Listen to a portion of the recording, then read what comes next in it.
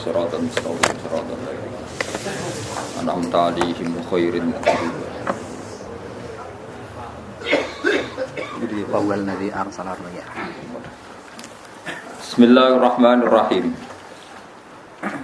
Wa huwa alladzi arsala riyaha busyran baina yaday rahmatih. Wa anzalna minas samaa'i ma'an tahura. Linuhyiya bihi baldatan maytan wa nusqiyahu mimma khalaqna an'aman wa anasiya katsira. Wa huwa Allah Ta'ala iku alladzi dzat arsala ingkang lepas sapa ladzi utawa ingkang utus sapa ladzi ar-riyaha ing pira-pira angin wa fi qiraatin ar-riha ing angin maksudnya mufrad busyron nusyuron nusron pokoke teng sapah niki busyron nusyuron apa busyron nusyuron hale ingkang nyebarno utawa hale ingkang dadi berita gembira bena di rahmati ana ing ngarepe sedurunge rahmate Allah. Mesti ana ing ngarepe sedurunge rahmate Allah. Maksude udan niku. Mutafarriqatan tegese den utus kelawan beda-beda. Kudamal matori ana ing sedurunge udan, ngarepe udan, mukadimah udan niku ana angin. Wa fi qiraatin bisukunis sin kelawan sukunis sin takhfifan nusron. Wa fi ukhra bisukuniha fathin nun nasron masdaron. Wa fi ukhra bisukuniha kelan sukunis sin wa dhammil muwahhadah lan dhammai ba badalan nun khalid dadi gedine nun qiraah kita busyron. Terus nek teng sapahi nusyuron kalian nasron. Nek qiraah kita napa busyron. Dadi wa dhammil muwahhadah dhammai ba titik sitok busyron nggih badalan nun dadi boten nusyuron tapi napa busyron. Mubasyiratin tegese angin niku nggih berita gembira. Wa mufradul ulati mufrate sing pertama iku nusyur. Nusyuron ka rasulin rasul rusul. Nggih nusyur nusyur. Wal akhirah utawi mufrate sing akhir iku nasyir. Wa anzalna lan nurono ingsun minas sama'i sanging langit ingsun nurono ma'aning banyu tahuron kang nyucekno. Mutahiron tegese kang nyucekno. Supaya anut ana sing nyucekno ora ana banyu najis. Di kula terangno nggih cara madzhab Abu Hanifah banyu iku ora iso najis. Wis pokoke banyu iku nyucekno dadi ora iso napa najis. Tapi kalau dalam madzhab Syafi'i itu air yang tidak sampai 2 kolah. 2 kolah niku ukuran 1/4 itu sekira-kira 1 meter persegi. Berarti kiri kanan atas bawah niku napa? 1 meter niku pun 2 napa? Kolah. Niku nak cari Imam Syafi'i jika air sebelum 2 kula itu kena najis sedikit rubah atau tidak rubah najis, ya. Tapi kalau terlalu banyak meskipun kena macam-macam tidak nopo tidak najis. Terus illa mata ghayyara kecuali yang rubah. Di misalnya ada limbah, ada kubangan besar itu yang beribu-ribu liter tapi kok warnanya sudah warna coklat. Ya kayak tinja macam-macam itu dihukumi nopo najis. Tapi wis macam-macam malah madhab dalam air. Tapi saya pastikan itu madhab ulama. Saya pastikan itu madhab ulama. Kalau teks hadisnya begini nih, monggo nanti nabi latihan ijtihad, kok menyesatkan ya ora apa-apa, sementing ini latihan. Jadi di Madinah, ini hadis di Musnad Ahmad. Di Madinah itu ada sumur, bukan sungai itu. Saya ulang lagi sumur, bukan sungai. Kalau sungai itu konotasinya kan luas, panjang, mengalir. Ini sumur, bener-bener apa? Sumur. Sumur, ya gede sumur enggak sepiro. Nabi itu wudu di situ, terus diingatkan ya Rasulullah, itu sumur dulu zaman sebelum engkau datang, sebelum ada Islam di sini, dipakai pembuangan jifah, batang anjing, dan nyuwun sewu kotoran orang haid. Ya kotoran orang haid. Terus saat itu Nabi ngendikan al-ma' tahurun la yunajjisuhu syai'un. Kata Nabi yang namanya air itu menyucikan. Tidak pernah bisa kena najis ya. Al-ma' tahurun la yunajjisuhu syai'un. Terus Nabi wudu. Ya sudah begitu. Ya sudah begitu sama rasa bojiro-jiro. Alhamdulillah hadisnya ngono. Ya ini ya paham gitu. Makanya sampean ditangleti. Kulon sering ditanya sama orang-orang Jakarta, Gus, saya ini punya air langganan PDAM, itu dikelola dari sungai ini. Padahal sungai ini mulai tinja sampai sapi tank macam-macam ya ke situ semua, Gus. Terus gak baunya karena kaporit. Itu gimana itu, Gus? Suci ndak itu? Terus saya tanya, lah kamu pakai ndak? Ya sudah pakai, tapi tetap tanya hukumnya. Itu kan seperti yang di Jakarta itu kan misalnya yang diolah itu kan sungai macam-macam tuh. Lah itu yang limbah keluarga ya kalau untuk nyuci piring nggak apa-apa. Sapi tank macam-macam kan ke situ juga. Ya kan ya, cara kok istihad ya. Karena kalau menurut Syafi'i, 2 kolah pun tidak ada pengaruhnya kalau terlalu banyak apa? Bahan yang apa? Najis, yang limbah itu yang najis. Ya jelas najis. Kalau teletong sapi kan ijek ono intikal madhab, Rasul makul tohir.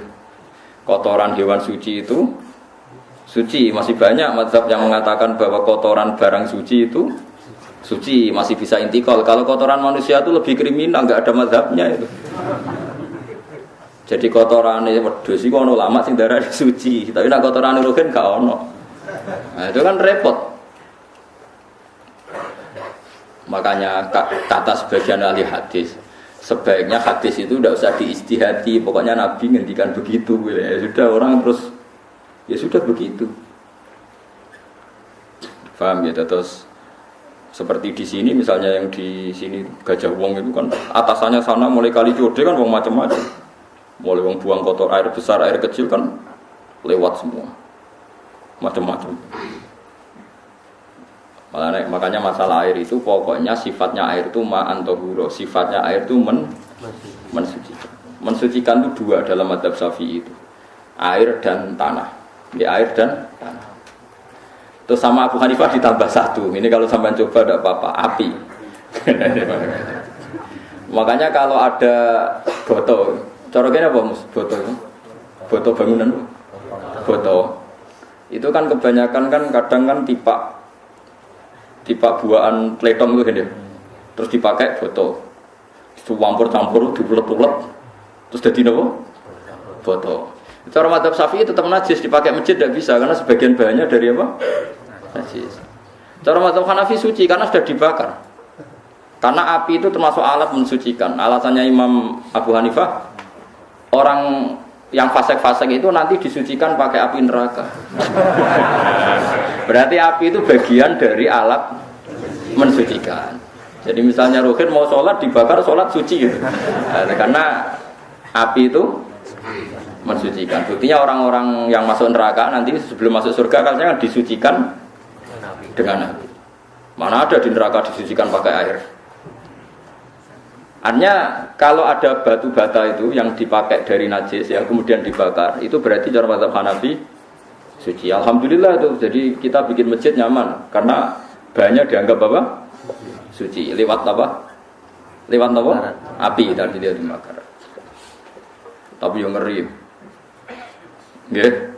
Ben sampean ngerti mazhab gitu. Terus saya memang tak niati setiap saya ngaji entah 1-2 tak sisipkan hukum fikih karena fikih ini yang kita alami keseharian. Ya, fikih ini yang kita alami apa? Keseharian. Makanya saya minta teks hadis tadi jangan rubah. Pokoknya ada sumur loh, tidak sungai. Sumur itu kan airnya tenang, tidak ngalir. Nyatanya Rasulullah sudah dilapuri. Ini batang-batang anjing dan bekas orang-orang haid, kotoran haid itu dibuang di situ ya Rasulullah. Terus Nabi menjawab, alma la yunajjis, alma utahurun la yunajjisuhu syai'. Terus orang-orang Syafi'iyah mentahmilkan dalam bahasa ijtihad itu dianggap itu mungkin sumurnya terlalu besar dan airnya terlalu apa? Banyak sehingga kotoran-kotoran itu tidak merubah warna. Tapi kata yang lain-lain masa yang benar aja gitu, masa banyu diam dimasuki kotoran gitu tidak nopo. Riba. Nah itu ya itulah ijtihad itu ya. Ijtihad itu guyonannya kan gitu. Pendapat saya benar mungkin salah, pendapat Anda salah mungkin apa? Benar. Karena ya sama-sama mirip-mirip gitu untuk menganalisis itu. Yang jelas Allah mensifati air itu ma'an tahura, bahwa air itu punya sifat dasar mensucikan. Kaya nek cara kula niku asal tidak terlalu ketok najis ngoten to. Kaya pas PDAM ngoten niku. Enggak gak ambu taek terus gak ambu apa nek suci ngoten mawon. Tapi kan asal usulnya di sana najis gini. Asal usul barang kok repot. Kula sering dibantai tiang-tiang sing terlalu napa was-was. Tapi jelas Gus saya tahu sendiri. Sapi teng itu ngalir ke sungai gini-gini saya tahu sendiri. Tak jawab, saya juga tahu sendiri dari langit itu langsung air turun. Jadi artinya kalau dia melihat sisi najis ke sapi teng, kalau melihat sisi dari gunung Merapi, dari langit kan langsung turun. Jadi kalau eling najis ya, tak eling suci ini kan saya gitu. Dia ngilingi yang sisi najisnya dari apa? Limbah apa? Keluarga. Wa anzalna minas sama'i ma'an tahura. Air itu mensucikan. Nah, terus kedua masalah fikih yang saya jelaskan di sini, tahur itu sifat mubalaghah dalam madhab selain Syafi'i. Saya ulang lagi ya. Kula warai lugat ya. Kalau orang biasa terima kasih disebut syakir, disebut apa? Syakir. Kalau terlalu banyak terima kasih disebut apa? Syakur. Kalau kadang memaafkan disebut ghafir, orang yang memaafkan. Kalau sering memaafkan disebut ghafur. Jadi dalam disiplin lughat, kalau wazan fa'ul itu berarti menunjukkan terulang-ulang. Paham ya Pak? Apa? Terulang-ulang. Sehingga madhab selain Syafi'i mengatakan air satu ciduk kan ya, dipakai wudu, setelah itu mustakmalnya dipakai lagi boleh. Mustakmalnya dipakai lagi boleh. Alasannya fa'ul itu mubalaghah gitu loh. Jadi sesuatu yang terulang. Paham ya? Saya ulang lagi ya. Tahur itu kan wazannya fa'ulan. Tahuran berarti wazannya fa'ulan. Fa'ulan itu berarti ikut wazan mubalaghah. Kalau ghafir mengampuni, kalau ghafur sering mengampuni, syakir terima kasih, kalau syakur sering terima kasih. Berarti kalau tahir suci, kalau tahur sering mensucikan. Nah, makanya selain Syafi'i mengatakan air asal suci mensucikan, dipakai berkali-kali tetap suci mensucikan. Artinya ada mustakmal, ya, ada apa? Tapi kalau dalam mazhab kita kan sekali bekas wudu mustakmal, bekas junub mustakmal karena sudah pernah dipakai sesuci. Nah, itu mazhab kita, mazhab Syafi'i. Sama nanti soalnya kalau cerita sama nak kedesek ngaku sing gampang mau, gampang kan? Ya masuk akal karena memang wazan fa'ulan itu untuk tadi untuk litakrir tadi untuk mengulang kayak ghafir nyepuro ghafurun sering nyepuro. Paham ya? Makanya orang itu kalau dolim itu ya dolim, kalau dolum banget dolimi. Makanya disebut Quran wa kanal insanu zoluman jahula. Dolim itu dolim biasa, doluman banget dolimi. Jahil itu goblok biasa, jahulan banget goblok ya. Berarti kalau tohuron banget nyudahin berarti diulang-ulang. Makanya mazhab lain mengatakan air itu tidak ada mustakmal. Dan saya kadang ya intikal mazhab begitu. Nah intikal gimana? Coba kalau di hotel itu mustakmal. Hotel itu kan kotaannya cilik tuh kan. Tangi ada hotel nggak ada kan. Kotaannya cilik. Terus kalau kita misalnya junub atau apa pakai ciduk itu kan tetap nyiprat tuh mus. Nyiprat kena baju di kotak yang cilik. Jadi kalau gak intikal mazhab pusing kan gitu. Iya kan? Terus kemudian intikal lah suci. Takoki pangeran, takok gue bolak-balik intikal mazhab Gusti. Jari sapa jari Gus Bang takoki. Lah kowe muni kowe takoki malah pusing. Kayak Mbah Khalil Bangkalan itu, kalau nalkin mayit itu masyhur Mbah Khalil Bangkalan. Tidak nalkin mayit itu. Yo kan yo, aku sibuk urusan akeh, takoki malaikat ngenteni Mbah Khalil. Tinggal mirip. Sing ngono tok. Nalkin meneh. Yo jiyo soe nak takoki malaikat marobuka manabiuka ngenteni ketuane. Maksudnya ngenteni dekne. Ya sudah ditinggal. Ya harus ditakoki wong dene orang kabudut. Oh diwarai kabeh. Nah terakhir beliau rodok modern. Ngenteni ketua rombongan kok. Jadi nanti yang jawab itu ketua rombongan. Tapi aja tiru kan ngono takoki malaikat ngerti Gus Pak. Aku teko tutu mawon Gusti. Sewen. Yakin mugorokin ngomong ngoten kula ngomong kan akhir. Kamu tahu kan tugas standar Anda? Apa? Ya tugas standare mung kan akhir nutuki iku wis biasa wae. Biasa nutuki tak kan apa? Nah itu mungkin guyone wali ku jek mungkin. Kadang orang tuh engkar ndak bisa. Itu tadi piye wae resmi teknya Allah tuh yaumana tuqullu nasim bi imamihim. Nanti manusia dipanggil itu per ketuanya. Bukan per individu kesuwen. Jadi ada teori itu yang mungkin benar. Teori itu yang mungkin benar karena kita nanti di mahsyar juga dipanggil ketuanya dulu. Jadi ya ma'asyarus syafi'iyah, Imam Syafi'i disuruh maju ya ma'asyarul malikiyah. Karena ketua ini nanti yang menciptakan madzhab. Karena ada pepatah an-nasu ala dini mulukihim. Manusia itu mengikuti tradisi ketuanya. Mungkin coba orang Indonesia mbok bodoh, mbok ora, mbok pinter mbok ora, nggak Abu Bakar ya radhiyallahu anhu. Coba kalau tradisinya Syiah, mungkin Abu Bakar laknatullah alaihi. Ya kita tidak tahu begitu. Akhirnya kita ketiban apik karena menghormati apa? Sahabat. Artinya ketua itu penting, menciptakan suasana ketua itu penting. Coba kalau tanpa ketua mungkin kita tidak punya tradisi, makanya dipanggil itu ketuanya. Paham? Makanya sampean milih ketua itu yang benar. Setidaknya orang ikhlas, misalnya rapati benar, penting ini ikhlas. Ngeri itu kalau pas sampean dipanggil nunjuk ketua itu, kemudian ketua partai, wah panggil pangeran bingung kan? Ketua sopo nyebut ketua partai. Ketua partai dia celuk pangeran Melayu. Wah, ngadepi pangeran meriang betul. Paham gitu. Jadi nanti sampean itu ditanya itu liwat nopo ketua. Ketua nanti itu ngecek ada nur yang dipakai alamat dia ngikutin ndak. Nah, yang paling ngeri ya termasuk Rasulullah itu nanti pakai standar itu. Inna umati yut'auna yaumal qiyamati hurran muhajjalin min atharil wudu. Itu kan ada tanya jawab sama sahabat. Kata Rasulullah, kamu tidak usah khawatir kalau saya meninggal. Meninggal saya itu baik.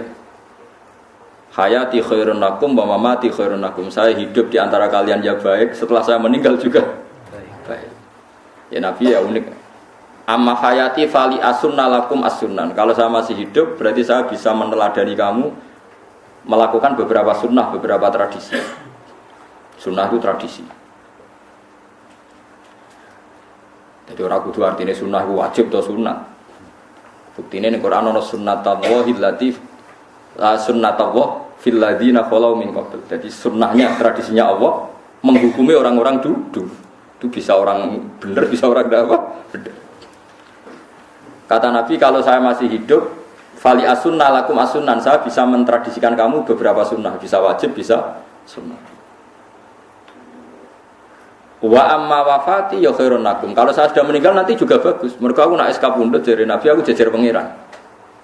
Dadi nak roh kowe apik, saya muji Allah, nak roh kowe elek langsung saya minta ampunan kepada Allah. Dan semua umatku nanti diampuni. Terus Nabi mulai menangis, tapi ada beberapa masalah.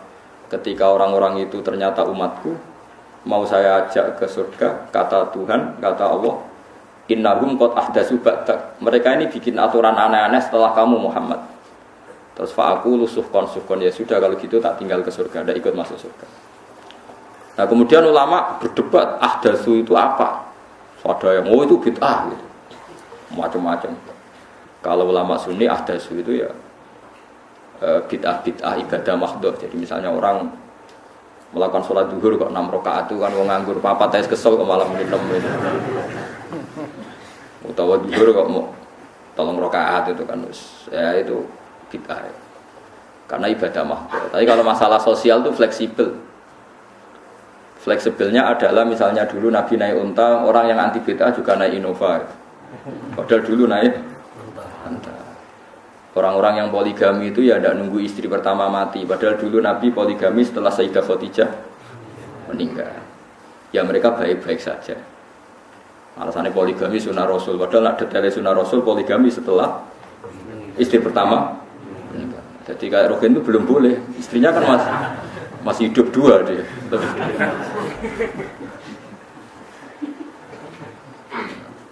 Nah, bukan artinya kalau sampean memaksakan gitu. Sampean kalau enggak percaya saya bacakan ayat.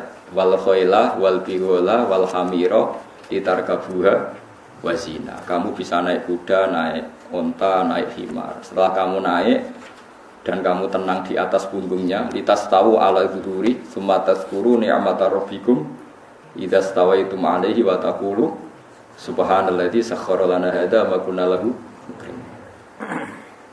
Artinya ketika kita naik onta zaman dulu dan tagnya memang onta itu, terus kamu baca subhanalladzi sakhkhara lana hadza.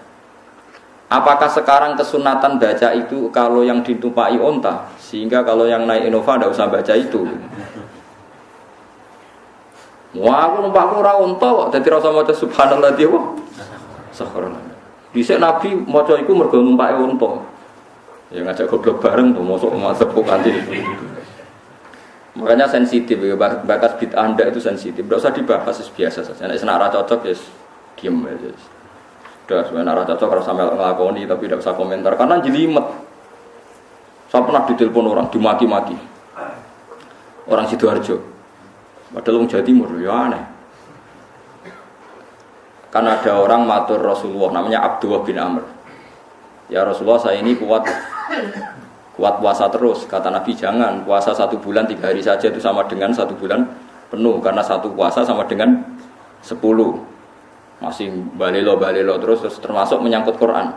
Ya Rasulullah, saya ini tiap hari khatam Quran. Jangan 1 bulan sekali saja baru khatam. Enggak ya Rasulullah, saya ini ingin sering khataman. Ya sudah kalau gitu seminggu sekali, sapalayal. Saya lebih kuat ya Rasulullah, 3 hari. 3 hari saja khatam sekali. Iqra'hu fi salasin, kata Nabi. Ya Rasulullah, saya lebih kuat ketimbang itu. Tidak ada yang lebih baik ketimbang itu, kata Nabi. Kemudian orang itu anti semaan, karena semaan itu kan 1 hari khatam. Faham ya? Maksudnya hadis tadi yang di Bukhari dipakai dalil anti apa? Semaan, karena semaan itu 1 hari apa? Waktu telepon pertama lewat santri saya, terus lama-lama lewat telepon. Saya tanya, kamu bacanya hadis kira-kira sama saya banyak mana? Kayaknya banyak jenengan. Terus saya tanya, betul Nabi menyuruh khatam tiap 3 hari? Ya. Betul Nabi menyuruh khatam tiap 1 bulan? Ya. Ya sudah, lakukan saja. Anda sering enggak khataman tiap 3 hari? Tidak pernah, setahun aja tidak mesti. Lah iya, kalau Nabi melarang baca Quran tiap hari kamu setuju, tapi Nabi nyuruh tiap hari khatam kamu tidak setuju. Enggak apa-apa, kamu anti semaan enggak apa-apa, tapi lakukan perintah Nabi tiap 3 hari khatam. Menang deh. Jadi, lah itu maksud saya. Anda tidak apa-apa milah-milah bid'ah sesuai versi Anda, pemahaman Anda, tapi yang fair. Kalau Anda anti semaan ya harus tiap 3 hari khatam, karena dawuh Nabi iqra'hu fi kulli salasin. Enggak juga kan, mereka juga orang yang enggak jarang baca. Sering jarang baca apa? Nah itu enggak fairnya di situ. Makanya dia biasa mawon. Cuman semaan hafal Quran wis semaan. Nah hafal Quran yo wiridan, malah lucu to hafal Quran kok semaan. Ya ngono ae hafal yo nyemak ae, kok kesel yo mulai. Jadi bang nyemak sampai geremeng. Bariku mangan entek akeh kan ala lucu. Wong nyemak yo do kurang ajar. Jajal kok nyemak ki delok ngarep mbek guri tok, kembar ya wis. Aku serah kelakuane wong nyemak. Kan dekne ra apal kan ya. Biasane nyegat guri to. Oh, agar gurine kembar pojok. Wis. Kok agar gurine pojok kembar. Ya sing semaan akhire pinter sing maca kembar gurine. Paham gitu, terus wow ya tohuron, kita latih memahami Quran secara lugat. Quran bagaimanapun bilisanin Arabiyyin mubin. Ada ulama yang berpendapat tohir itu dimubalaghahkan tohur, seperti ghafir, ghafur, syakir, syakur. Sebab itu menurut mazhab ini tidak ada air apa mustahil. Tapi kita biasa mazhab Syafi'iyah apa? Ada apa? Ada mustahil. Itu masalah-masalah ijtihadiyah. Ini masalah-masalah ijtihadiyah. Kalau masalah ijtihadiyah tadi pendapat saya benar, mungkin salah. Pendapat Anda salah, tapi ya mungkin benar. Wa anzalna minas sama ima antahura. Mutahhiron tegese banyu iku sing nyucekno. Linuhya supaya maringi urip ingsun. Bihi sebab anane banyu baldatan ing daerah maitan kang mati. Jadi istilah resmine pangeran ya, aku nak nguripno bumi iku ya nganggo lantaran banyu. Jadi aja mbok soal pangeran kok butuh lantaran. Waduh repot. Wong Qur'ane pangeran dhewe istilahna aku nak ngurip bumi lewat lantaran. Banyu ora usah mbok jero-jerono. Pangeran kok butuh lantaran. Ora usah lantaran lah ya iso, tapi nek Allah bangun lantaran ya oleh ya aja terus Allah kok ngaku wasilah wah ya malah kacau. Ora usah ngono-ngono, ora usah mikir. Pokoke Qur'an diwaca ora usah dipikir, pun iman nonton mawon kok repot. Iman kok napa? Kok repot. Linuhiya supaya ngurip-ngurip sapa ingsun bi sebab banyu. Baldatan yang negara atau daerah maitan kang mati. Jadi sampean jangan mengatakan kalau Allah untuk menghidupkan bumi butuh air ya keliru. Allah itu tidak butuh apa-apa. Allah itu tidak butuh apa-apa. Tapi kalau Allah punya sunnah, punya adat menghidupkan bumi itu pakai air, ya Allah jangan kamu atur. Kamu kira pangeran kok ngatur. Itu kan ada cerita di kitab-kitab itu termasuk di Ihya. Nabi Musa itu sok dekat Allah. Jadi enggak mau mimik obat.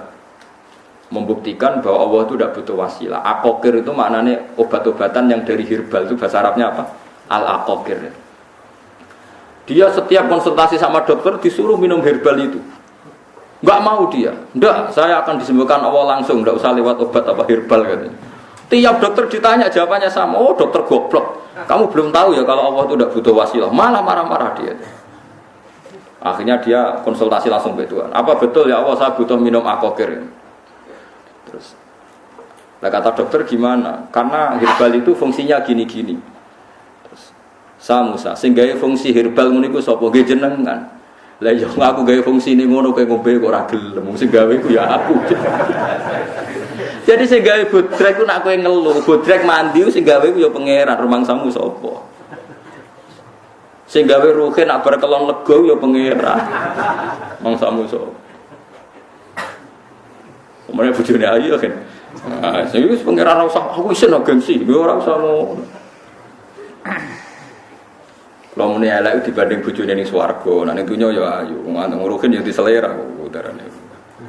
Paham ya? Terus itu masalah yang enggak akan selesai la yaumil qiyamah. Jadi ada cara pandang langsung Allah itu ya bisa. Tapi misalnya ada sunnatullah ya jangan kamu tentang. Termasuk Nabi Musa akhirnya Nabi Musa mau minum, setelah minum sembuh. Terus ketika sembuh diberitahu Allah, memangnya kenapa kalau minum obat itu? Obat itu ada khasiatnya yang bikin juga Allah.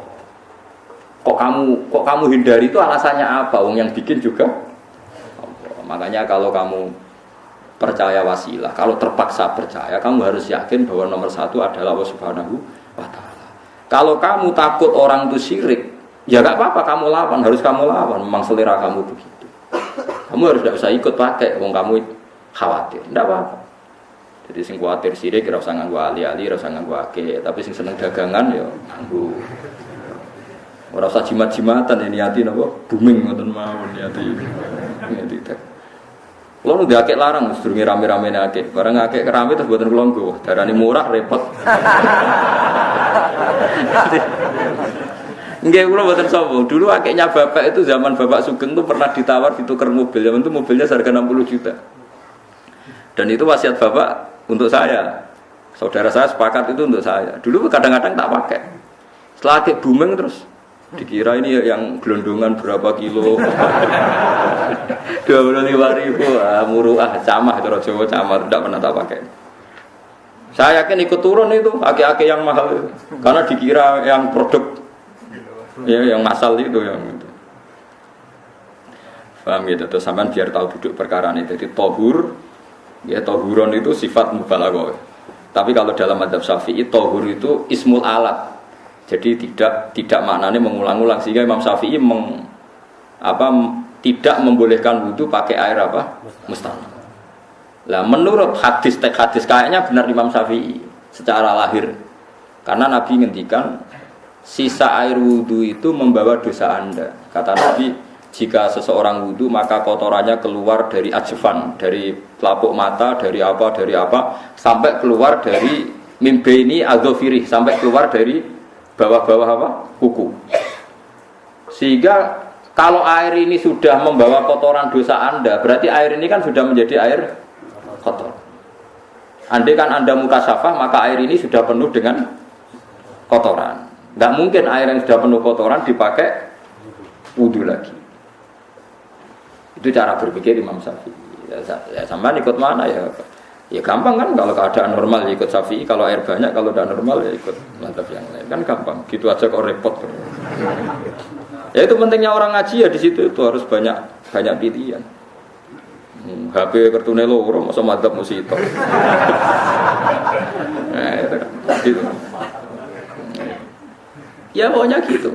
Kalau yang percaya wasilah ya pakai istilah pangeran linuhyabi baldatam maita, ada kata bihi. Allah menghidupkan bumi itu dengan pelantaraan. Padahal Allah tidak butuh perantaraan. Tapi yang anti ya nggak apa-apa. Memang yang percaya wasilah itu ya bahaya juga. Ya pokoknya yes.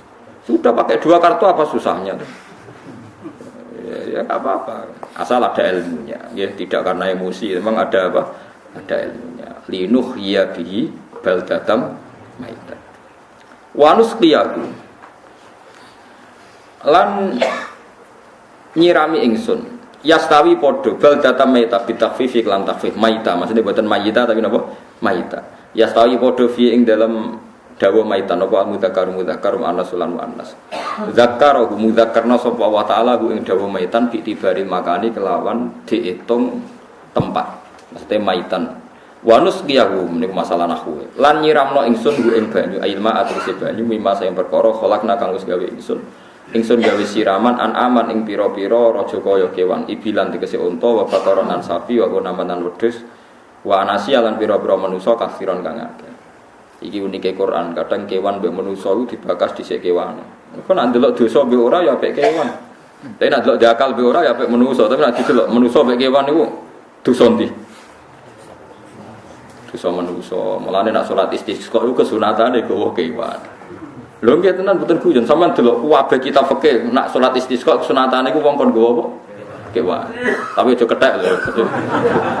Contone ngono iku ya kaya wedhus sapi, ngotos go kethek ula bulus wah malaikate bingung wah. Asite kewan tapi aja bulus kethek ula. Mulane teng daerah mriku, teng daerah Sarang nate kekeringan. Barang kekeringan tiang salat istiqo ono sing go sapi, go wedhus. Delalah bersalat istiqo udan. Tapi kula seneng begini ini. Pas udan kiai ini ngendikan itu. Kowe aja GR nak udane krana ku. Ya krana sapi mek wedhus iki. Mergo ora duwe dosa, mergo ora duwe. Lah itu agama. Agama itu kita taabudi. Wong kita jare makhluk paling terhormat.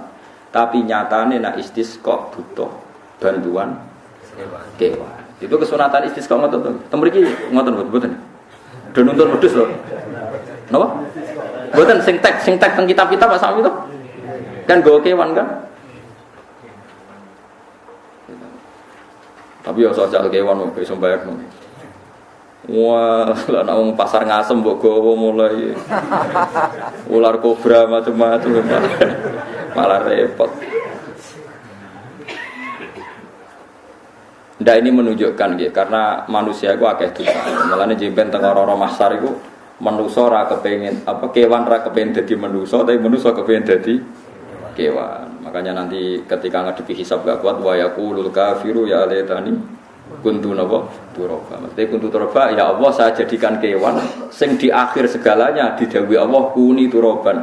Kamu sekarang cukup jadi intinya manusia subhan teng ora masar bayangno kaya kewan sing akhir hayate mau didadekno napa lemah. Ya, kadang-kadang manusia itu dalam siklus ini apik kewan malah didhisikno mimma khalaqna napa an-aman riyen ya. Kalau dilihat dari dosa ndaknya, kalau dilihat dari manusia makhluk terhormat macam-macam ya apik manusia. Wa anasiya lan pira-pira manusia kafiron kang akeh jamu insan yang lafat anasi jamu lafat insan. Wasu te aslina lafat insan niku anasinu. Faudilat muga digenti apa anu-anu digenti ya ane ya. Wa tuimat lan dene topno fiha ing dalem ya apa ing dalem ya apa al ya ya. Maksudnya ya sing sangka nun diidghamno be ya asli.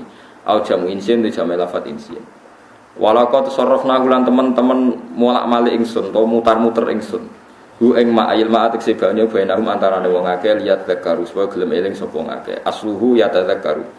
Niki kok usum nahwu le ultimat gamna apa ata fi dzalik ing dalam dal wa fi qiraatin lihat kuru bi sukuni dzal wa dhammil kaf lihat kuru nikmat Allah ing nikmat Allah taala bihi klan ma fa aba mongko moh sapa aksarun nasi sapa akeh manusa moh ila kufuran kecuali mungkiri ning nikmat juhudan tegese mungkiri ning nikmat ngingkari den nikmati maring nikmat haitsu qalu sekirane ngucap sapa ngakeh mutirna bina wikada mutirna den kei udan kita bina wikada sebab posisi perbintangan iki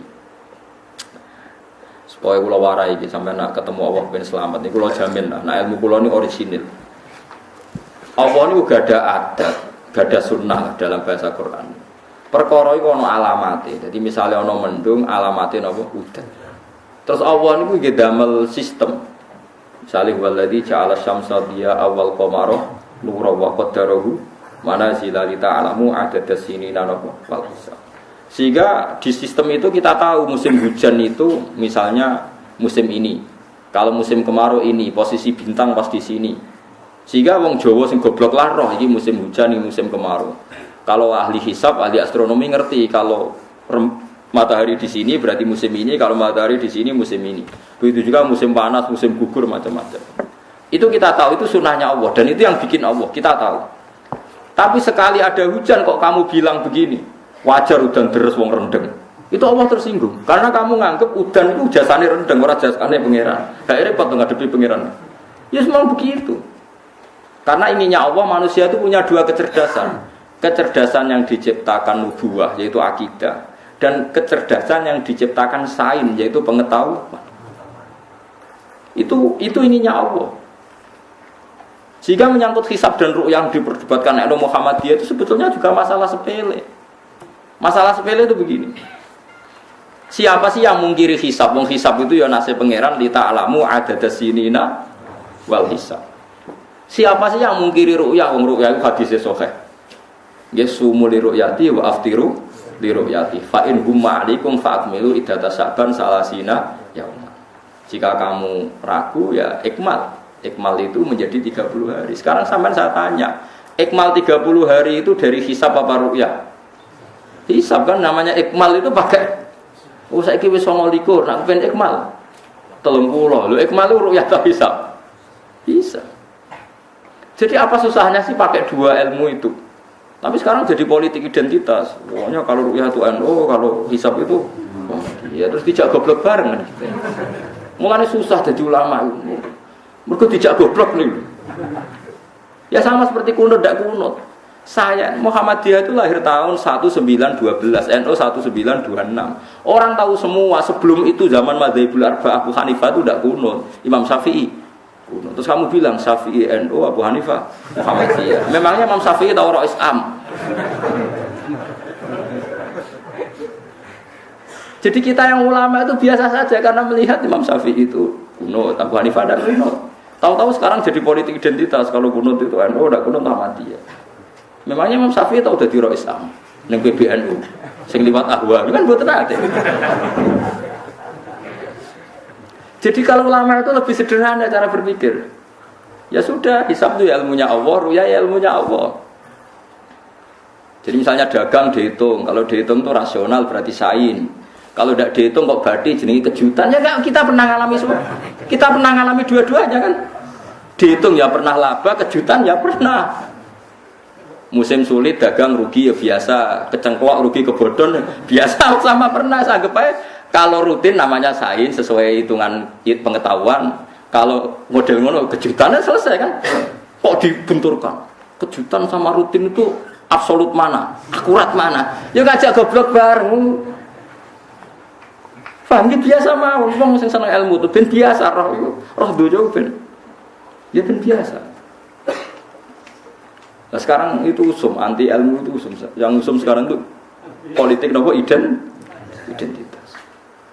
Soalnya batik wong Yogyo, wah batik nasional, berarti yang batik wong Indonesia, anak batik rawang Indonesia.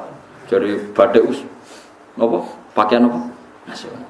Ya boleh hadis nganti ngeluh kesunatan ibadah nggak lebih putih.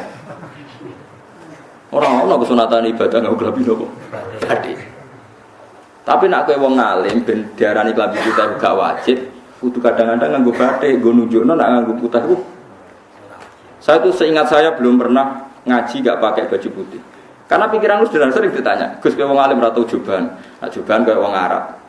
Nak batik kesane kok ora sunah rasul sunah putih, setengah-tengah nggo hem putih wis sunah rasul tapi tetap Indonesia. Wis tak pikir lho, lha rugen ra mikir kanggo batik. Tapi itu tadi saya masih husnudzon. Jika jadi tren nganggo klambi hem putih dianggap wajib, harus ada yang pakai batik untuk menunjukkan kalau ndak wajib. Lah mungkin dia termasuk begitu melok. Makome dekne iku wis nglurusno. Itu ndak tahu saya kalau.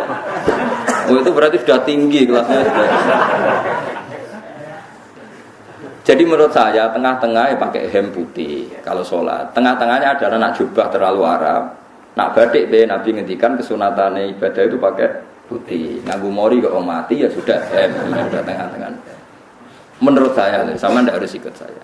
Tapi jika itu dianggap wajib, kadang-kadang jangan pakai putih. Seperti Jabir bin Abdullah itu terang-terangan sama tak ceritani. Dulu ketika Jabir bin Abdullah sahabat yang terkenal itu Jabir itu termasuk minas sabiqin al-awwalin itu. Jabir itu sholat di masjid itu bajunya dicopot. Terus sarongan itu dicancang di gulu. Kayak wong kuno-kuno. Sarongan sitok dicancang di gulu. Bawa baju diletakkan di soko-soko masjid. Setelah itu orang tabiin melihat dia secara sinis. Tabiin itu generasi setelah sahabat. Marah-marah ketika dimaki. Masa engkau sahabatnya Nabi sholat bisa bin Wahid pakai baju satu dicancang bisa. Terus Jabir mulai cerita. Kamu jangan bilang pakai serban itu sunat. Kamu jangan bilang pakai jubah sunat. Bagaimanapun menjadi sunat karena kamu punya. Sehingga kamu bilang sunat karena kamu punya. Dulu kita zaman Rasulullah masih hidup, kita semua itu tidak punya baju, punyanya satu. Sehingga Nabi tidak berani mensunatkan pakai baju dua, kesunatan serban, karena kita hanya punya pakai baju satu. Kita harus mikir bagaimanapun di antara kesunatan itu karena kita mampu. Setelah tidak mampu tidak ada sunat. Terus Jabir mulai marah-marah, termasuk yang diceritakan. Kalau kamu bungkus orang mati gimana? Ya tak bungkus utuh sampai sikil beda sirah ketok. Ya kan ya, nah ini yang mati dibungkus sempurna tuh. Nanti kok pepes itu ya dibungkus, terus bariku lagi dibuka raine ya, ya mus, sing mudin-mudin rai ya. Terus Jabir cerita, cara kowe wajib to ora jare Jabir? Nggih wajib. Ya wajib mergo iso. Terus dia cerita, dulu Sayyid Hamzah, dulu bapak saya Abdullah, Jabir bin Abdullah.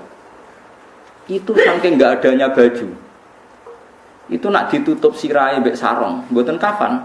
Iku ketok sikile. Nak ditutup sikile ketok sirah. Akhire do matur Kanjeng Nabi kon nutupi sirah waj'al ala rijlihi sayan min idkhirin. Akhire sing sikile ditutup suket.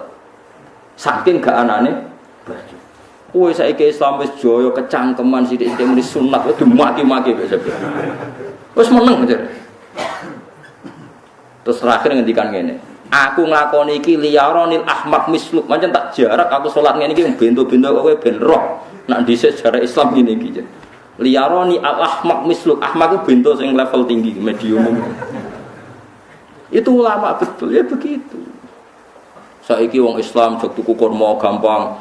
Sidik-sidik buka kurma sunah Rasul mergo nganggo kurma. Ya perkara niki kelar tuku. Zaman kene Gunung Kidul melarat nganggo apa? Aneh-aneh ayo. Makanya di fikih jelas, nek iso kurma, nek iso asal manis, nek iso asal gak nyolong, titik wis. Kok repot hukum. Bagaimanapun kowe kecangkeman muni sunan mergo mampu. Zaman kira mampu orang muni ngono padahal hukum iku dhisik-dhisik.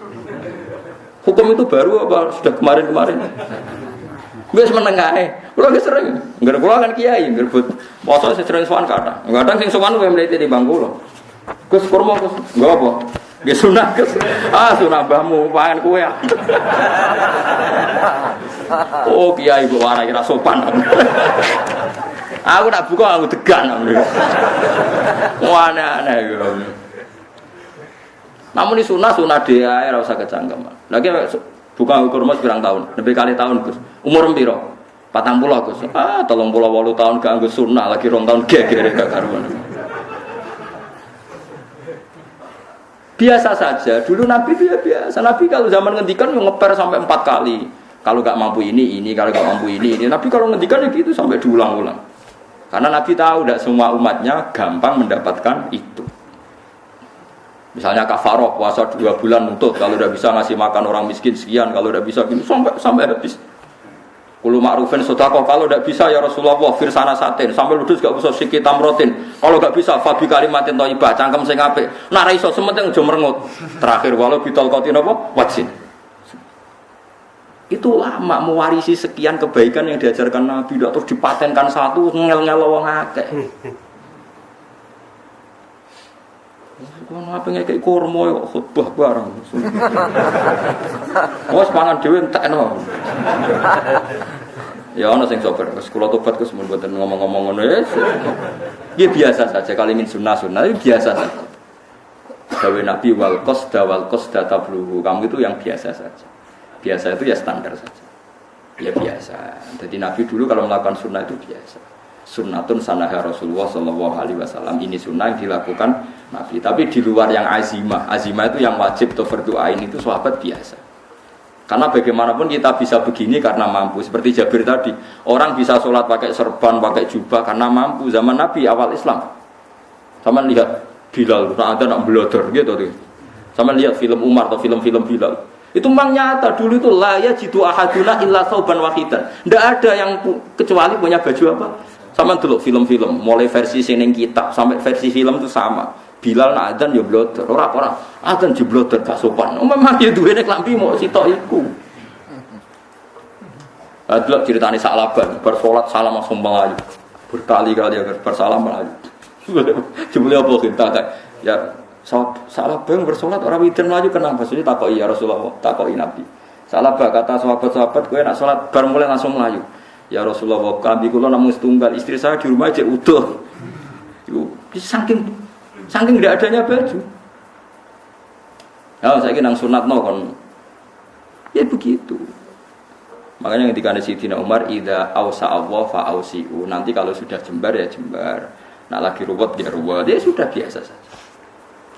Paham ya? Jadi kalau suwun misalnya malah yudroku kulu, la yudroku nopo kulu. Kalau tidak bisa semua jangan sama sekali. Jadi misalnya kita tidak bisa jubahan, tidak bisa serbanan untuk orang Arab, supaya saya tidak keriting jubahan kok tonggo yuyu. Paham ya? Wah aneh. Kemudian orang kaji kok jubahan malah digugat wong akeh. Ya sudah pakai hem putih saja. Yang penting dua semangat sunnah putihnya misalnya. Ya tengah-tengah gitu. Tapi kalau kira-kira dianggap wajib ya kan ganti batik kayak Ruhin itu. Itu makomnya sudah itu tadi. Sudah tinggi sekali. Ya Nabi itu kan, misalnya Nabi nyifati rambut yang baik itu yang lurus membak gitu. Sifatnya Dajjal itu keriting. Tapi yang keriting ya enggak apa-apa.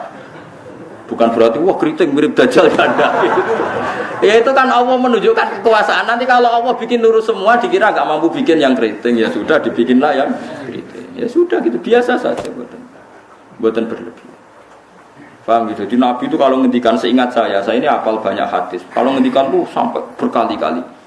Itu tadi mulai kalau sedekah pakai ini, kalau ndak mau sampai mulai firsana satin sambil wedhus ijek larang walau bisik kita mroh separone kurma. Masih kadang ndak mampu fabi kalimatin thayyibah. Enggak mampu lagi. Ya, soalnya tasaddaku walau bitol qati wajin. Sedekahlah meskipun dengan ceria.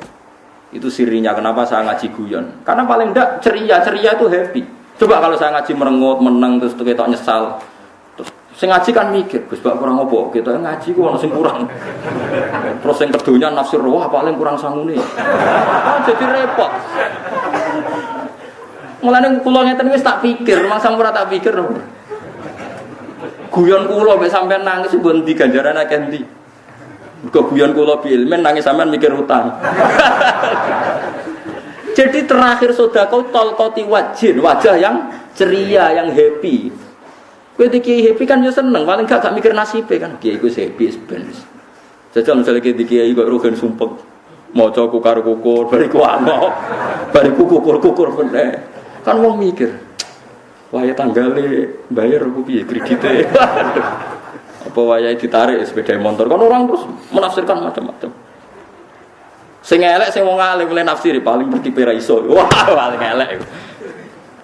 Ya nek wong alim kan ana ukur-ukur mesti nek sing suudon kan paling macane bingung terkipe. Ya macam-macam lah sesuai asumsi napa? Jadi kula suwun sama nak dadi kiai nak ra iso sedekah macamnya terakhir ceria. Mergo Nabi ngendikane terakhir tasaddaku walau bitol qadar wajhi. Bersedekahlah meskipun dengan keceriaan apa muka atau wajah. Namun kalau itu Nabi diulang-ulang. Jadi kalau ngendikan tuh diulang-ulang. Sekarang tuh orang mau mendorong sunnah Rasul itu satu. Ya berat bagi yang nggak bisa melakukan itu apa? Yang nggak bisa melakukan itu apa? Jadi dibacalah hadis itu dibaca utuh. Ya bukan kita apa ya mau sekolon kepinginnya kabeh umat Nabi itu happy. Mereka selama itu tidak maksiat berarti anut ajaran Kanjeng Nabi Muhammad sallallahu alaihi wasallam. Ma khayyara Rasulullah baina amrayni ilakhtara aisaruhuma malam yakun isman. Rasulullah itu tidak pernah disuruh milih dua hal yang berbeda kecuali milih yang paling gampang. Asal itu tidak barang dosa. Itu hadis muttafaq alaih. Ma khayyara Rasulullah baina amrayni ilakhtara napa aisaruhuma malam yakun napa isman. Jadi Nabi itu tidak disuruh milih dua hal, mesti milih yang paling gampang asal tidak nopo dosa. Makanya Nabi kalau ditanya ya Rasulullah sampean nanti tawaf pakai unta apa enggak? Kesel ndi? Nggih kesel mlaku, ya naik unta saja. Makanya Nabi kalau tawaf dulu pakai apa? Unta. Saiki mulane Arab Saudi PG MRT berkondisi Nabi unta terus saiki nganggo napa? Kereta lingkar. Sekarang baru diperdebatkan. Cek kurang ajar itu sebenarnya tamu spesial misalnya pejabat negara sebenarnya atau tawaf numpak kereta muter. Diarani rasah dhisik Nabi numpak unta, diarani sacik kurang ajar ning dhuwur. Terus sampai angop-angop terus tawaf. Sampeyan muni sah ta ora itu? Muni rasah Nabi dhisik tawaf. Ngagem unta muni sah kok kurang ajar. Mulai misalnya kereta asenan mbok angop sithik-sithik sebeng 7. Ya kurang ajar juga.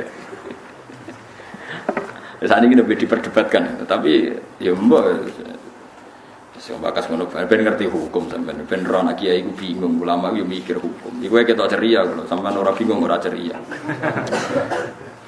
Fa aba mongko mo sapa aksarun nasi sapa akeh manusa. Mo ila kufuron kecuali ngafirin nikmate Allah. Juhud tegese engkar nikmati maring nikmat haitsu qalu sekirane ngucap sapa kufar mutir nabi nawi kada. Mutir nadin kairingi udan kita binawi kada sebab posisi bintang sing ngene iki. Walau syi'na la ba'atna fi kulli qaryatin nadhir. Walau syi'na umpama ngersakno ingsun Allah la ba'atna iktine nugasno ingsun utawa ngutus ingsun fi kulli qaryatin. Ing dalam saben-saben daerah desa nadhiron ing wong sing ngelingno.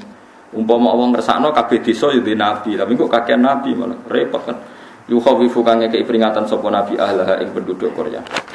Walakin ba'asnaka tetapi ini ngutus ingsun ka ing sira Muhammad ila ahli qura maring kabeh penduduk kuliah sikobane ahli qura nadhiron khalidati nadhir khalidati nabi ya'zuma supaya gedhe apa ajruka ganjaran sira. Tapi kabeh nabi niku ya pokoke Allah mampu mawon tiap desa dikai nabi, tapi Allah ndak melakukan itu, cukup nabi sitok. Terus kabeh ya kon anut Nabi Muhammad sallallahu alaihi wasallam. Mana ana guyonan wong Arab wong Jawa pendi, sampai wong Jawa iki. Ke wong Arab iku cara obat iku dosis tinggi, mulane dikirimi Nabi. Wong Jawa cukup mudin, cukup kiai wis Islam. Dadi wis rapati salah. Penyakite ringan, jadi diobati kiai iku wis dadi iman. Nah wong Arab kudu napa? Nabi. Berarti penyakit berat ringan apik endi? Apik ringan. Mulane jare ono, jare kiai Jawa, kita apik wong Jawa wis wong Arab. Mergo ora butuh napa? Nabi. Berarti dosisnya kan kecil ya, rendah. Sauling-uling bos. Wong bingung, ngono kok omongane wong napa? Bingung. Lopo nganalisis ngono barang. Wong nganggur iku repot. Fala tuti mongko aja nurut sira al kafirin ing pira-pira wong kafir. Fi hawa hum ing dalam hawa nafsune kafirin. Jadi kalau jangan wong kafir itu menyangkut hawa nafsu. Tapi nak menyangkut kebaikan wong kafir sing kita kadang kalah baik dalam hal sosial ya malah Allah kadang melehno kita mereka kok kalah mbek wong kafir. Ini misalnya ngeten ini makanya Imam Suyuti nafsiri falatutil kafirin ay fi hawahum dalam hal yang bersifat hawa napa. Misalnya begini saya contohkan Allah melehno wong mukmin. Ada sahabat ketika perang itu tangannya terputus, kakinya juga terputus. Terus matur Rasulullah, ya Rasulullah gara-gara perang derekno engkau saya tangannya putus, kaki saya putus. Ternyata tidak diapresiasi sama Allah, malah disalahkan.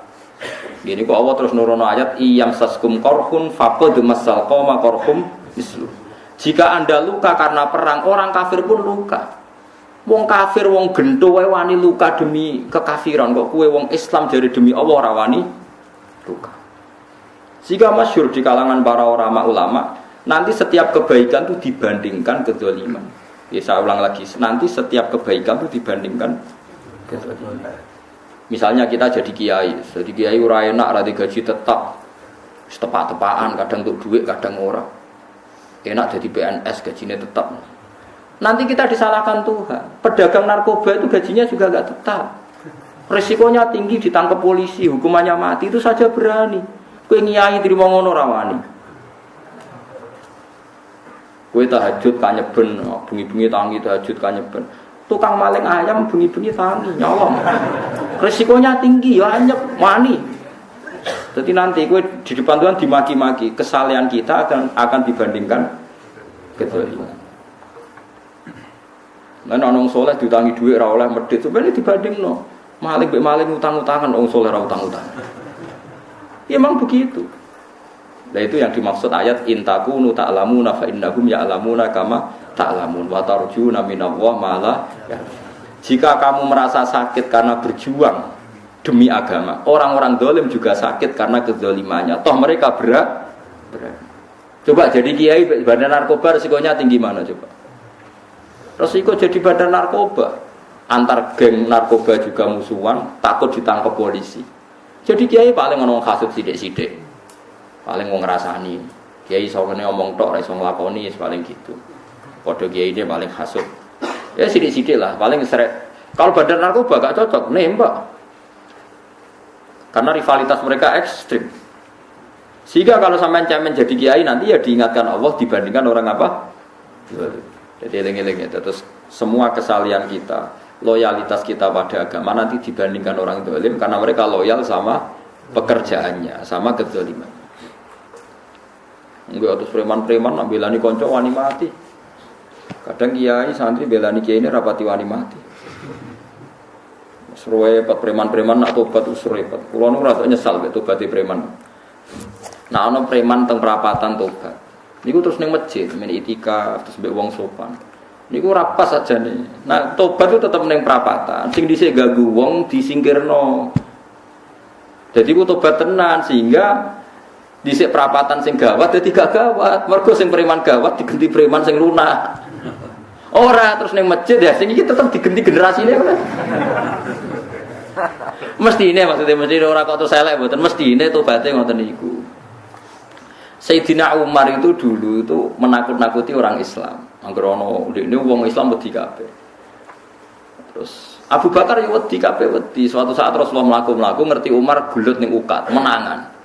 Kata Rasulullah andikan yang Islam itu hebat Islam. Hanya Rasulullah berdoa wa ma'izal Islam fi Umar. Akhirnya Umar masuk Islam. Hari Kamis masuk Islamnya. Ya sekira tau mikir to sadinane niku lho sadinane dungane Kamis masuk Islam. Ning omahe adike niku IP-ne. Kok diwacana Quran surat Toha. Bareng Islam metuki Nabi mun wae bar Islam teng Zaidin Arqam ning bene Nabi terus langsung marani Abu Jahal ora terus ning masjid menenge kok langsung marani Abu Jahal. Angger ki ganggu Nabi tak pateni.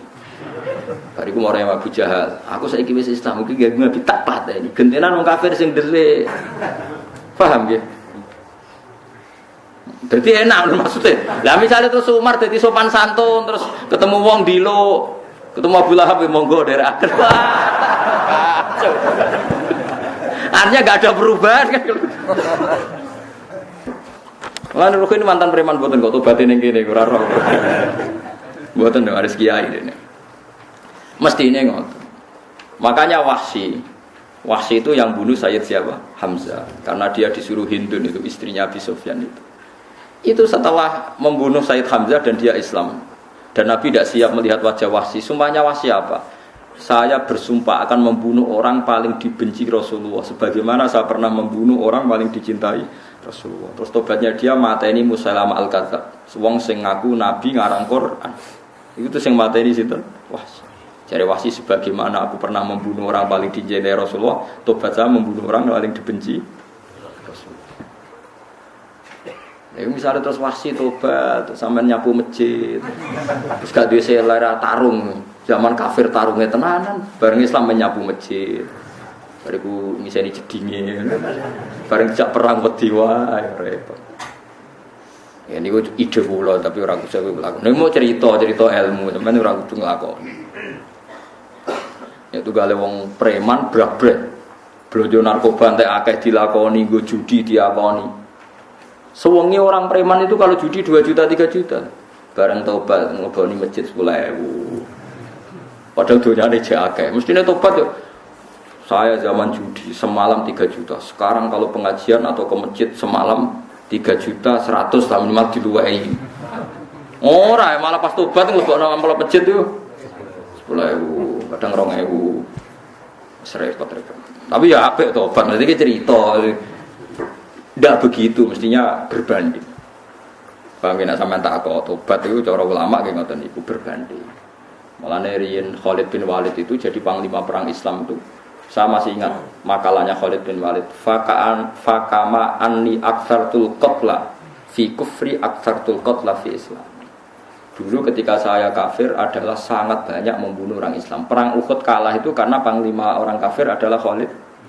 Dia cakap sekali dalam mengatur strategi perang. Khalid itu utek elek kan pikirannya ala sahabat yang menungso ruhin es kayak wong wedok ambek apa jenenge gonimas mesti medhun. Ya sahabat ora kabeh kaya aku kan ono kaya kue barang macam-macam. Gunung Uhud itu dhuwure mok sak musolane iki damira Gunung Uhud kaya Merapi niku mboten. Nah kaya Merapi amanah ning dhuwur tetep ora kena melayang to. Jadi Gunung Uhud itu dhuwure mok sak musolane mbok dhuwur putih. Monggo nanti mriko bolak-balik kan gak bisa nih orang tahu. Kalau kayak orang India, jadi malah itikaf teng gunung loh. Mbok piye dalile mbok ya ora roh. Lah itu Khalid bin Walid pinter, dia ketika kalah itu muter ke belakang terus ghanimah itu dilepas. Ya, dulu itu dalam perang dulu itu ghanimah itu kan perempuan sama apa? Ya sama barang-barang itu. Ketika dilepas itu dianggap sudah mengaku kalah. Ada sahabat yang ruhin itu dah kabir sahabat, ada sahabat papan atas, sahabat yang seperti itulah. Sahabat kebanyakan turun ternyata Khalid itu muter terus naik dari belakang. Pas sahabat turun, dia naik dari apa? Yo penak karek mana iko dhuwur, itu akhirnya kalah. Itu ya gara-gara strategi ini Khalid bin Walid. Nah terus dia bersumpah, saya bersumpah semua kecerdasan saya, semua kecanggihan saya akan saya gunakan untuk membela Islam. Ini kelimake itu di perang Tabuk, di perang Yarmouk, di perang Tabuk. Itu di panglimani siapa saja yang ditunjuk Nabi itu kalah. Termasuk Ja'far bin Abi Thalib. Itu padahal panglima yang ditunjuk Nabi. Usamah ya kalah. Abdullah ya kalah. Semua yang ditunjuk Nabi itu mati semua. Akhirnya panglima diambil siapa? Khalid. Taruh saja gini strateginya. Anggap saja Arab itu padang pasir. Tidak sampean biar tahu bahwa orang soleh yang cerdas itu banyak. Jangan kira soleh itu tidak butuh kecerdasan, butuh. Arab itu kan padang pasir. Mau jelas gini, gambarannya apa? Padang pasir. Itu kalau perang itu kan taruh saja orang Islam itu 3.000 musuhnya 10.000. Memang kejadiannya gitu, 3.000 musuh 10.000. Itu kan berbanding berapa itu? 30 ya? 1 banding 3 ya? Nah itu dulu pasukan-pasukan Islam dulu itu sama-sama seperti soft sholat, jadi memanjang. Ya akhirnya perang itu kelihatan sekali mana yang sedikit, mana yang banyak. Habis Khalid strateginya dirubah. 100 orang di depan, anggap saja gitu. Pokoknya tak kayak gambaran cara Jawa paling gampang. Lagi macam kitabnya mana bingung loh. 100 pasukan kuda yang di depan itu disuruh negarkan kuda, disebut fal mughirati subha itu. Yang itu wal adiyati napa? Dhabha fal mughirati subha itu. Jadi pokoknya anggap seperti itu. Fal muriyati apa? Qadha itu. Kuda yang 100 di depan disuruh menegarkan. Pokoknya kon gerak sehingga debu itu banyak bertebangan. Terus pasukan yang 3.000 itu disuruh memanjang sepanjang-panjangnya. Karena di depan ini ada tegaran kuda tadi, orang kafir yang di sana itu melihatnya ada bantuan datang baru. Wih, pasukan Islam toko wakil, panjang lagi. Dikira jumlahnya itu sampai 50.000 lebih. Paham sih kalau maksudnya? Sehingga wong kafir melayu perkara ini tidak mungkin kita tandingi. Orang Islam dapat bantuan baru padahal ya wonge padha. Mau baris tok dirubah. Nah, misalnya sing mimpin Mustafa sembah jare mati ya sahid, mati kabeh wong itu. Nah itu artinya dia masih ingat betul. Saya dulu pernah menggunakan kecerdasan yang sama untuk mengalahkan umat Islam. Saya bersumpah kecerdasan yang sama akan saya gunakan untuk memenangkan Islam. Coba bayang nonton aneh padang pasir 3.000 orang yang 100 di depan negarno kuda supaya pandangan tidak begitu jelas. Terus yang belakangnya memanjang dari jauh kan kelihatan pasukan dapat bantuan baru. Padahal ya orangnya yang sama. Akhirnya orang kafir merasa wah nggak imbang. Kita ada imbang karena orang Islam dapat bantuan. Terus menang. Lah itu tobat bener gitu loh. Orang kok pas kafir cerdas, buareng Islam tobat nyapu masjid. Bariku ngaji ngantuk. Padahal zaman kafir cerdas, memperdayakan ekonomi nganti sugih gede. Bareng Islam terus dunia nentek melarat terus nyapu masjid, bariku sholat qobliyah ba'diyah mulai mau poso sunat. Ya tidak apa-apa itu, tapi sugih tetap.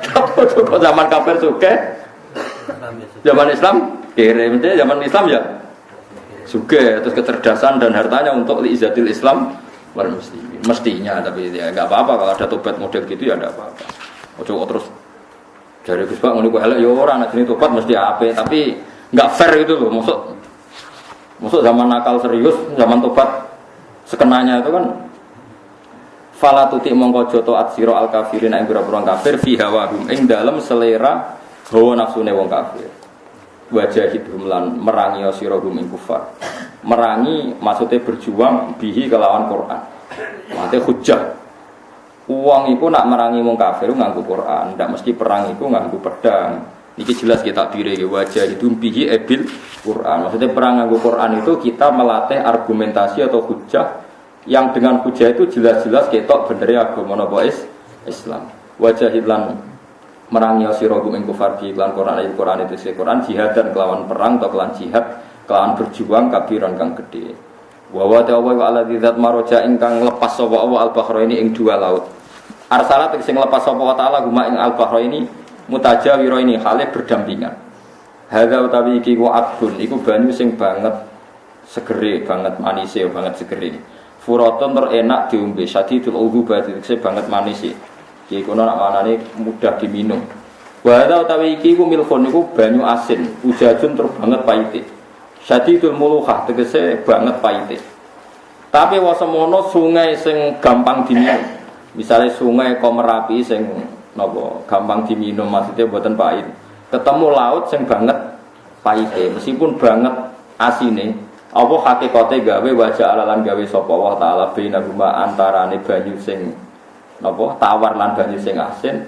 Allah gawe barzakhon ing pemisah hajizan tekse pemisah. Kita ndak tahu pemisahnya piye pokoke akeh sing cerita banyak di tengah laut tuh air napa tawar. Layak tadi itu ora campur apa hadu masalah sijine banyu asin dan banyu tawar. Bil akhir iklan sing liya mergo wonten apa hasis wonten apa hasis ana pembatas wa hijron lan tegese pembatas mahjuron kang iso nglindungi sitron tegese tutup mamnuan kang iso den cegah bi sebab anane sitru sebab anane pembatas apa ikhtiladuhuma apa campure banyu asin lan banyu tawar.